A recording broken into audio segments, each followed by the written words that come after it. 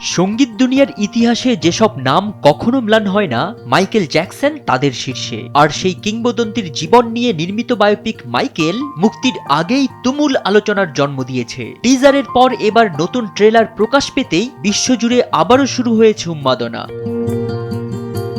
প্রায়ত মার্কিন পপ সম্রাটের জীবনভিত্তিক এই সিনেমায় নাম ভূমিকায় অভিনয় করছেন জ্যাকসন পরিবারেরই সদস্য জাফর জ্যাকসন। পর্দায় তাকে দেখে অনেকেই যেন সময়ের ঘড়ি পেছনে ঘুরতে দেখেছেন। বিশেষ করে মাইকেল জ্যাকসনের বিখ্যাত গান বিট ইটের মিউজিক ভিডিও থেকে অনুপ্রাণিত লুকে জাফরকে প্রায় হুবহু মাইকেলের মতোই দেখাচ্ছে। গত বছরের নভেম্বরে মুক্তি পাওয়ার টিজারেই ভিউয়ের রেকর্ড গড়েছিল, আর সম্প্রতি প্রকাশিত নতুন ট্রেইলার নিমিষেই বিশ্বজুড়ে সাড়া ফেলে দিয়েছে। মাইকেল জ্যাকসনের জীবন নিয়ে মানুষের আগ্রহ বরাবরই তুঙ্গে। তার অভিনব উপস্থাপনা, গানের সঙ্গে অনন্য নৃত্যভঙ্গি, ব্যক্তিগত আদর্শ, আবার নানা বিতর্ক, সব মিলিয়ে তিনি ছিলেন এক আলোড়ন তোলা চরিত্র।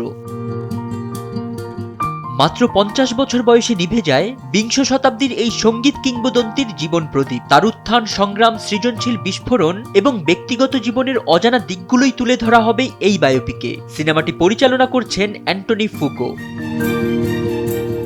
আগামী 24 এপ্রিল বিশ্বব্যাপী মুক্তি পেতে যাচ্ছে মাইকেল, আর তার আগেই ট্রেলার জানিয়ে দিচ্ছে এই সিনেমা হতে যাচ্ছে এক আবেগময়, আলোচিত এবং স্মরণীয় অভিজ্ঞতা।